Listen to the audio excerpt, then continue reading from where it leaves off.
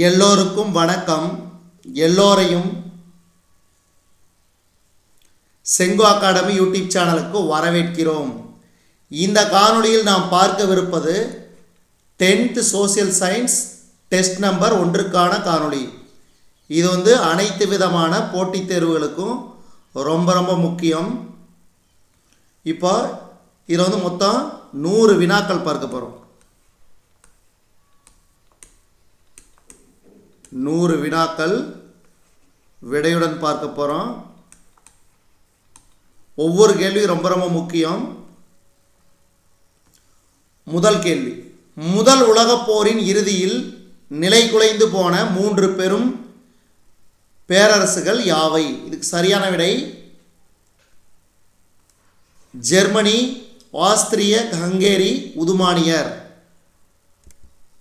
அடுத்து, 19ஆம் நூற்றாண்டு முடிவடையும் தருவாயில் கிழக்காசியாவில் உதயமான வலிமை வாய்ந்த நாடு ஜப்பான். அடுத்து, 3வது கேள்வி, ஏகாதிபத்தியம் முதலாளித்துவத்தின் உச்சக்கட்டம் என கூறியவர் யார்? ஏகாதிபத்தியம் முதலாளித்துவத்தின் உச்சக்கட்டம் என கூறியவர் யார்? லெனின்.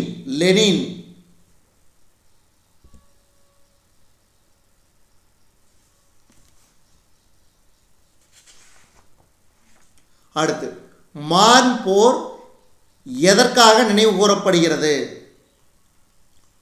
பதுங்குகுழி போர் முறை. பன்னாட்டு சங்கத்தின் முதல் பொதுச் செயலாளர் எந்த நாட்டைச் சேர்ந்தவர்? Great Britain. பின்லாந்தை தாக்கியதற்காக பன்னாட்டு சங்கத்திலிருந்து வெளியேற்றப்பட்ட நாடு எது? பின்லாந்தை தாக்கியதற்காக பன்னாட்டு சங்கத்திலிருந்து வெளியேற்றப்பட்ட நாடு எது? ரஷ்யா. அடுத்து பாருங்க, கொடுக்கப்பட்ட கூற்றுகளில் எவை சரியானவை?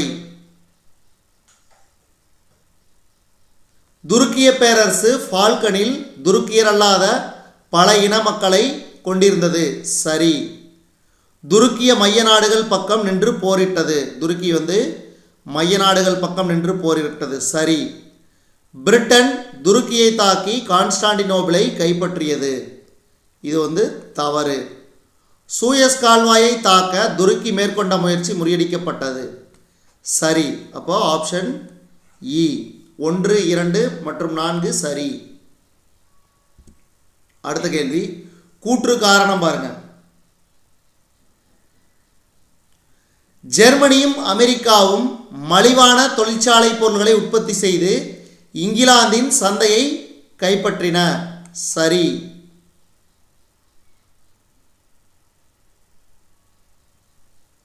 இரு நாடுகளும் தங்கள் தொழிற்சாலைகளுக்கு தேவையான மூலப்பொருட்களை உற்பத்தி செய்தன. இதுக்கு சரியான விடை கூற்று சரி. ஆனால் காரணம் கூற்றுக்கான சரியான விளக்கம் அல்ல. அடுத்து, 9வது கேள்வி, ஆப்பிரிக்காவில் குடியேற்றங்களை ஏற்படுத்துவதற்காக ஐரோப்பிய நாடுகள் மேற்கொண்ட முதற்கட்ட முயற்சிகள் இரத்தக்களரியான போர்களில் முடிந்தன. சரி. சொந்த நாட்டு மக்களிடமிருந்து கடுமையாக எதிர்ப்பு இருந்தது. சரி. காரணம் கூற்று ஆகிய இரண்டும் சரி. அடுத்து, 10வது கேள்வி, ஐரோப்பிய நாடுகளிடையே உயர்ந்த இடத்தை வகித்ததோடு உலக முதலாளித்துவத்துக்கு தலைமையாகவும் விளங்கிய நாடு. இதுக்கு சரியான விடை இங்கிலாந்து. ஆசியாவில் மேற்கத்திய நாடுகளை பின்பற்றி பல துறையில் அவற்றுக்கு நிகராக மாறிய நாடு. ஆசியாவில் மேற்கத்திய நாடுகளை பின்பற்றி பல துறையில் அவற்றுக்கு நிகராக மாறிய நாடு ஜப்பான். ஜப்பான் சீனாவின் மீது போர் தொடுத்த ஆண்டு 1894. மூவர் உடன்படிக்கை மேற்கொள்ளப்பட்ட ஆண்டு 1882. ரஷ்ய ஜப்பானிய போர் நடைபெற்ற வருடம் 1904. முதல் உலகப் போரின் போது ஜெர்மன் பேரரசர் கெய்சர் இரண்டாம் வில்லியம். இளம் துருக்கியர் புரட்சி நடைபெற்ற ஆண்டு. இளம் துருக்கியர் புரட்சி நடைபெற்ற ஆண்டு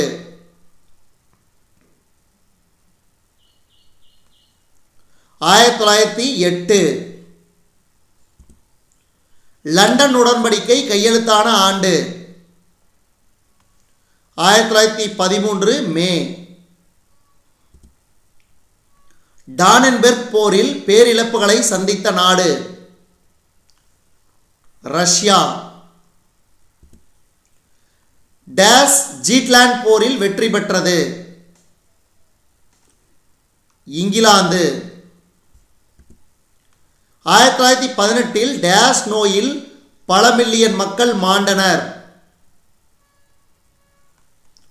இன்ஃப்ளூயன்சா. துருக்கியோடு மேற்கொள்ளப்பட்ட உடன்படிக்கை செவ்ரஸ். ரஷ்யாவில் கம்யூனிஸ்ட் அரசை நிறுவியவர் லெனின். பிராவுத என்பது ஒரு லத்தீன் மொழிச்சொல். அடுத்த கேள்வி, மஞ்சூரியா பன்னாட்டு சங்கத்திலிருந்து விலகியது தவறு. 1934 ஜப்பான் மஞ்சூரியை தாக்கியது தவறு. அப்ப கூற்று காரணம் இரண்டுமே தவறு.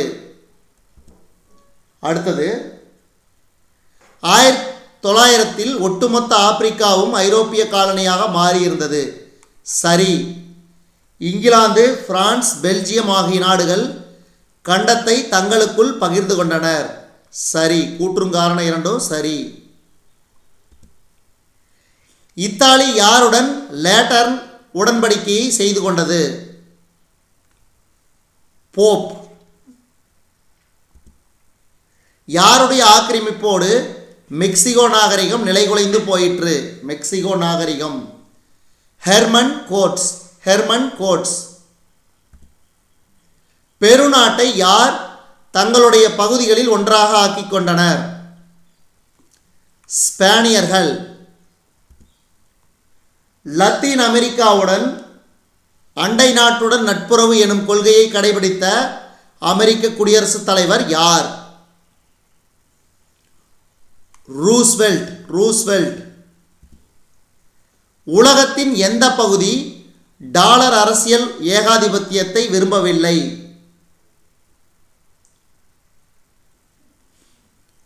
Latin America.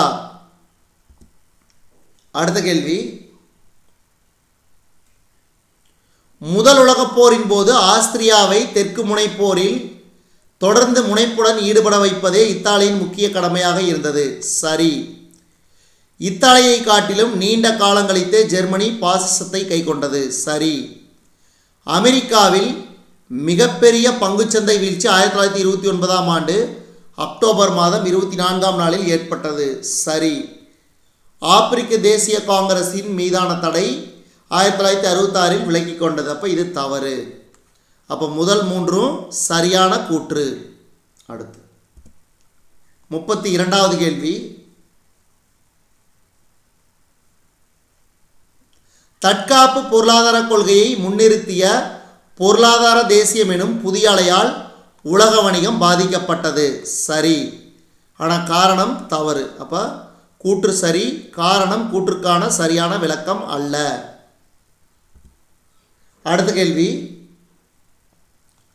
1884-85 நடைபெற்ற பெர்லின் காலனிய மாநாடு காலனியாதிக்க சக்திகள் ஆப்பிரிக்காவை தங்களின் செல்வாக்கு மண்டலங்களாக பிரித்து கொள்ளலாம் என தீர்மானித்தது சரி.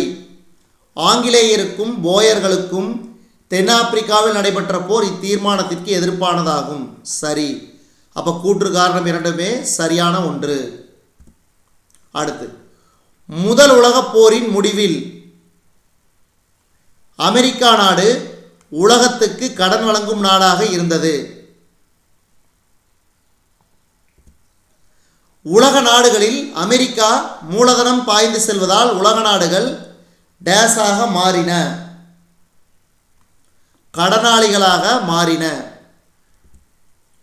இங்கிலாந்தில் 1931ஆம் ஆண்டு பொதுத் தேர்தலில் டேஸ் கட்சி தோற்கடிக்கப்பட்டது. தொழிலாளர் கட்சி. மேற்கு ஐரோப்பாவில் பழைய ஆட்சி அதிகாரத்திற்கு எதிராக திரும்பிய நாடுகளுள் முதல் நாடு இத்தாலி. ரோம் அணிவகுப்பை தலைமையேற்று நடத்தியவர் முசோலினி. இத்தாலியில் தேர்தல் விதிமுறைக்கு உட்பட்டு நடைபெறவில்லை என கேள்வி எழுப்பியதால் கொலை செய்யப்பட்ட சோசலிஸ்டுகளின் தலைவர் மாட்டியோட்டி. லேட்டரன் உடன்படிக்கை 1929ஆம் ஆண்டு கையெழுத்தானது. ஹிட்லரை பின்பற்றியவர்கள் அணிந்த சட்டை பழுப்பு சட்டை. ஜெர்மனியில் பிஸ்மார்க்கால் தடை செய்யப்பட்ட கட்சி சமூக ஜனநாயக கட்சி. ஹிட்லரை எதிர்த்த கட்சி சமூக ஜனநாயக கட்சி. தென்னாப்பிரிக்காவில் தவறான புரிதல்களும் கருத்து வேற்றுமைகள் இருந்த போதிலும் ஸ்மட்ஸ் ஹெர்சாக் கூட்டணி 1939 வரை நீடித்தது. தென்னாப்பிரிக்கா ஒன்றியம் உதயமான வருடம் 1910. இது ரொம்ப ரொம்ப முக்கியம். போயர் போர்கள் எத்தனை ஆண்டுகள் நடந்தன? 3 ஆண்டுகள்.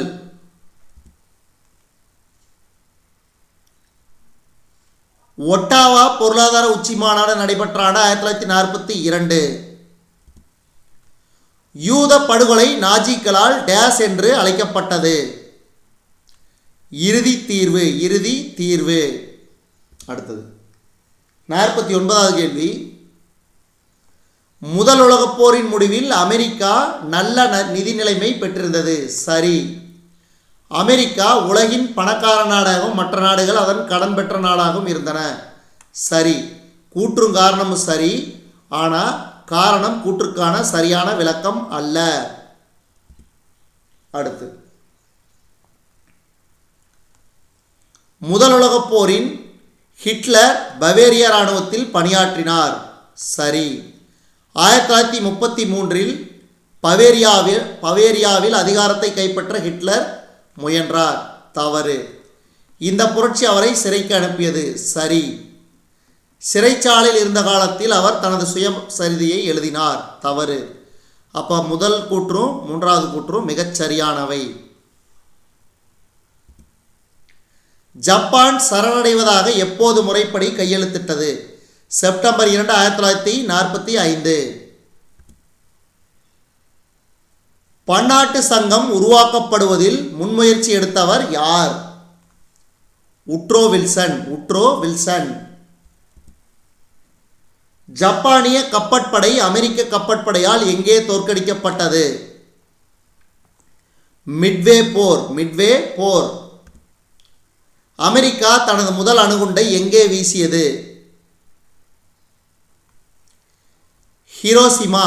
இது எங்க இருக்குது? ஜப்பான். ஹிட்லர் எவரை மிகவும் கொடுமைப்படுத்தினார்? யூதர்களை.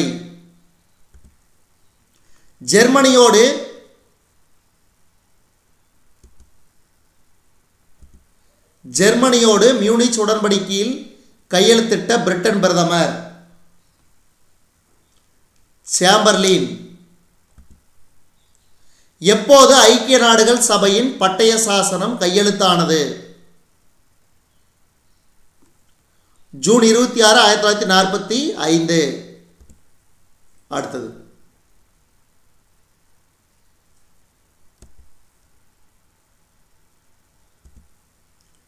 குடியரசுத் தலைவர் ரூஸ்வெல்ட் அமெரிக்கா தனது தனித்திருக்கும் கொள்கையை மாற்றியமைக்க வேண்டும் என்பதை உணர்ந்தார். சரி.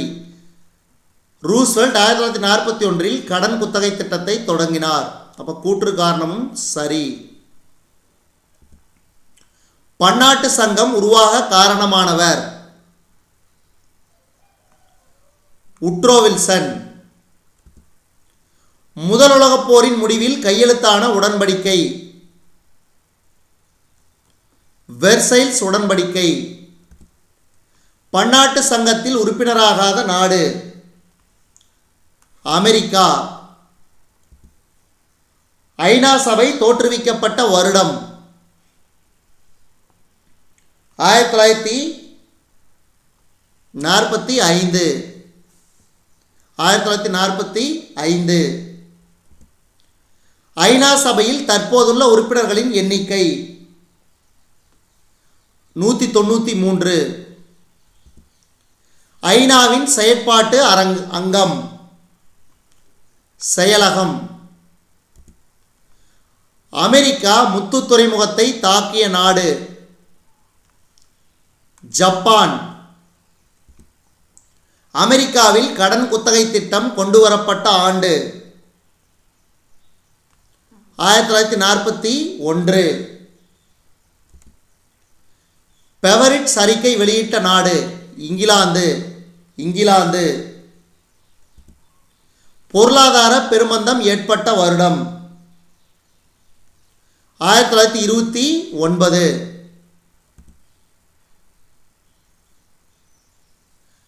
தேசிய சோசலிச கட்சியை நிறுவியவர் ஹிட்லர். மியூனிச் உடன்படிக்கையை இங்கிலாந்துடன் மேற்கொண்ட நாடு ஜெர்மனி. பிரெட்டன் வுட்ஸ் மாநாடு நடைபெற்ற ஆண்டு 1944. உலக வங்கி அமைந்துள்ள நகரம் வாஷிங்டன். மின்னல் வேக தாக்குதலை தொடுத்த நாடு ஜெர்மனி. ஐநா சபையில் உள்ள பாதுகாப்பு சபையானது டேஸ் உறுப்பினர்களை கொண்டது 15 உறுப்பினர்களை கொண்டது. பன்னாட்டு தொழிலாளர் அமைப்பின் தலைமையகம் ஜெனீவா. யூத மக்களின் பூர்வீக நாடு இஸ்ரேல். 1941 ஜூனில் ஜெர்மனி படைகள் டேஸ் மீது படையெடுத்தன ரஷ்யா. அடுத்து இந்த 4 கூற்றுல, அதாவது அமெரிக்கா ஜப்பானின் ஹிரோஷிமா நகர் மீது அணுகுண்டு வீசியது, மற்றொரு அணுகுண்டு நாகசாகி மீது வீசியது. இது ரெண்டும் சரி. முதல் 2 கூற்றும் தவறு. அப்போ 3, 4 மிகச்சரியானது.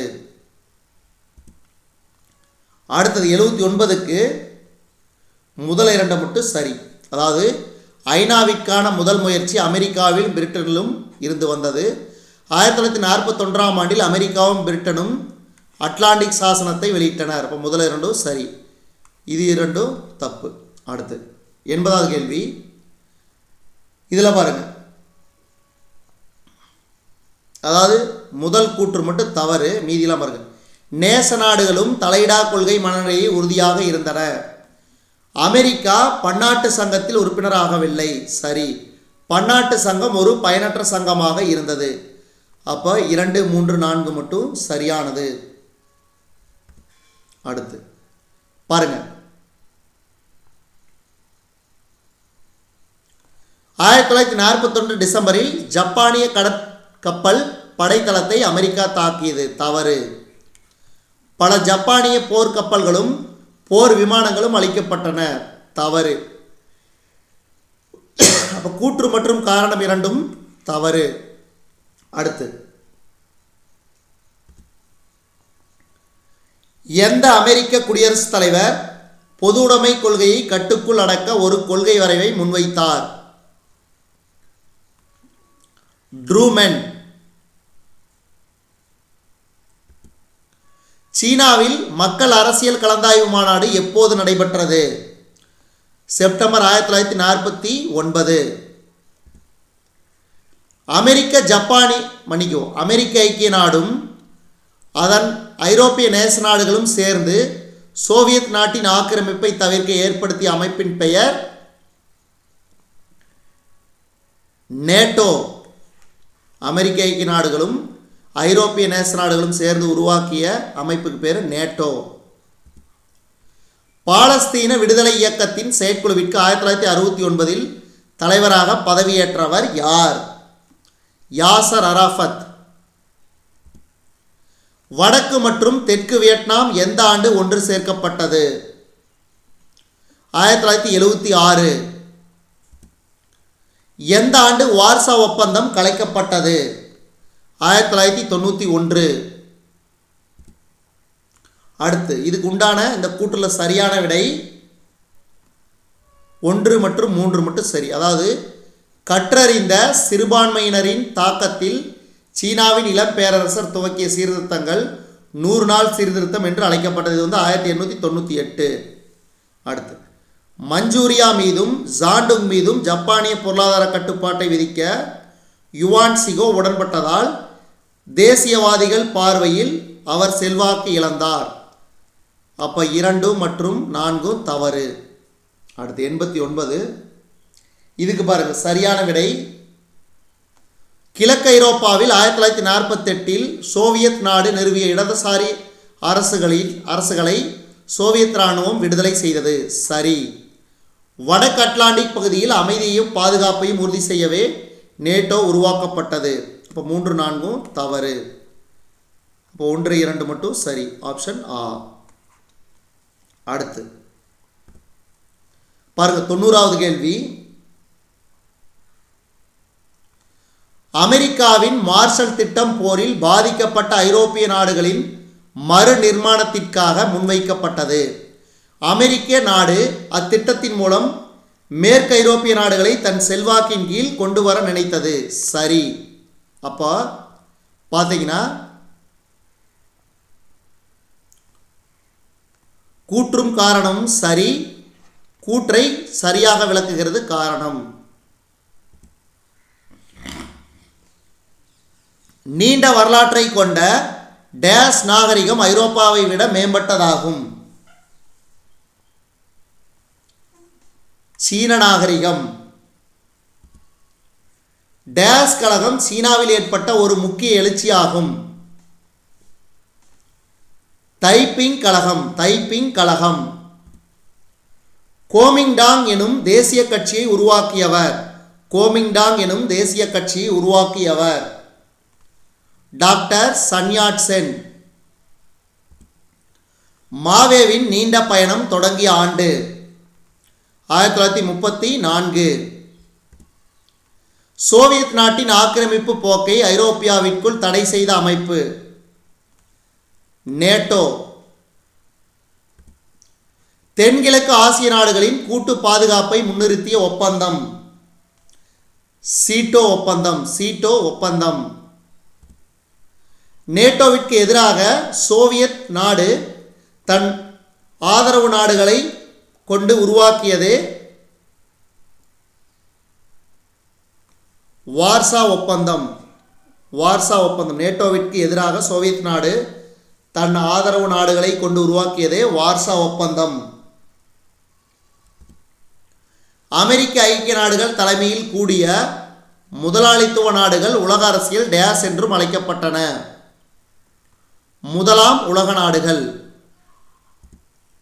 சோவியத் நாட்டின் தலைமையில் கூடிய பொது உடைமை நாடுகள் டேஸ் என்று வழங்கப்பட்டன. இரண்டாம் உலக நாடுகள். அமெரிக்கா சோவியத் ஆகிய 2 பிரிவிலும் சேராமல் வெளியிருந்த நாடுகள் டேஸ் என்று கூறினர். மூன்றாம் உலக நாடுகள். நன்றி, வணக்கம்.